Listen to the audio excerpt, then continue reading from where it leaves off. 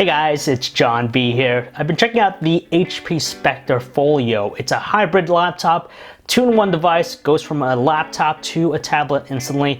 I've been checking it out for the last couple of weeks, so I'm getting a good feel for it.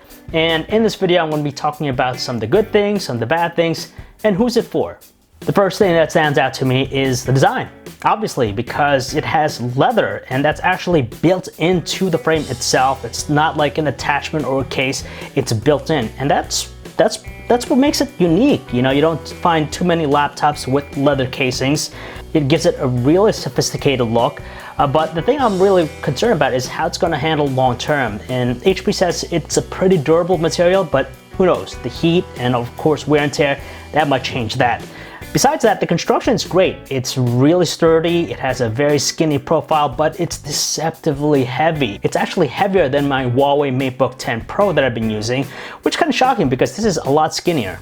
I want to talk about the design just a little bit more because I think it's pretty interesting what HP has done, because when it's closed, it looks like a folio, and it's not until you open it up that you realize it's a laptop. But it's a hybrid design, and they actually have a hinge with the display, so you can actually fold it over, so you fold it all the way down so you could write directly onto it, much like a tablet. There's also a halfway mode where you could actually watch videos a lot easier than you would, but it's nice that for a hybrid design, you could still use it on your lap and no issues whatsoever. And the construction itself is pretty sturdy. The keyboard here with the HP Spectre Folio is pretty good. I just wish that the keys were raised a little bit more with a little more travel, but besides that, I found it to be quite responsive. I didn't have too many issues typing away, except for the right side of the keyboard. You have the home, page up, page down. That kind of throws me off a little bit. I don't know why, but it does. As far as some of the other ports here, you have 3 USB Type-C ports, so you gotta use adapters for that. But luckily, there is a headphone jack, which is pretty useful. And if you fold the display, the hinge here, you'll notice that there is actually a SIM card slot, a micro SIM slot, so it's always connected if you have service. Like I said earlier, I've been using this for the past couple of weeks, and I gotta admit, I'm pretty happy with the performance. That's another striking thing about the HP Spectre Folio.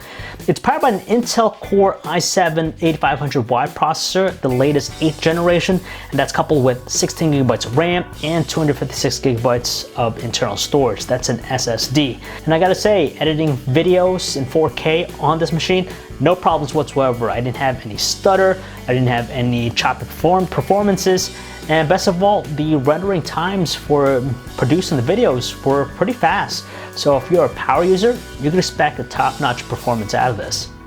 And that kind of ties into battery life, which is also really good here with the HP Spectre Folio. In my day-to-day use, it was able to do the 4K video editing. I got roughly 6 to 8 hours of usage out of a full battery. Now, if I set that to battery saving mode, all the way down to the lowest setting, and just do some light tasks like checking email, surfing the web, nothing too crazy, that actually gets extended to almost a full day for me. And that's usually around the 12-hour mark. So if you're looking for something that's going to give you a lot of battery, especially if you're not going to be doing too many intensive stuff, the HP Spectre Folio does a pretty decent job at that. Now let me talk about some of the stuff I don't like about the HP Spectre Folio. The first one has to be the display. It's a 13.3-inch 1080p display, and right there, 1080p. Nowadays, laptops 1080p might have been great several years ago, but now it's starting to show its age because the text and the detail isn't as sharp, and you can just notice it right away when you're watching videos or even trying to look at text. It's not as sharp or detailed compared to some other laptops out there. I was hoping that maybe at least it'll have Quad HD. You know, 2K might have been pushing it, but they say they're going to come out with a version that has 4K. But for the price you're paying for this one here, which is $1,500 for the configuration I mentioned, which is the 8th generation Intel Core i7 processor, 8 gigabytes of RAM, 256 gigabytes of internal storage, and a 1080p screen, that comes out to $1,500. The other thing I was disappointed about is the speaker. Now, you would think that Bang & Olufsen speakers would be great on a device like this, but unfortunately, they sound pretty shrill, and at the loudest volume setting, it does sound a little bit irritating. And the last thing here is just the stylus. You could tell that it's attached to the HP Spectre Folio by this attachment on the side. I just wish that there was a better implementation, but I get it. It's a really thick pen. It works like any other stylus I've used for Windows. You could use it to draw, jot down notes. It's pretty accurate and also has different degrees of pressure sensitivity. So it works to that degree, but again, it'd been nice to have a better implementation rather than this, maybe some sort of magnetic connection, but unfortunately it just uses this kind of tacky tab here. So who's this laptop for? I honestly think that business professionals would actually gravitate towards this because of that design. The folio look with the leather casing, that's really unique.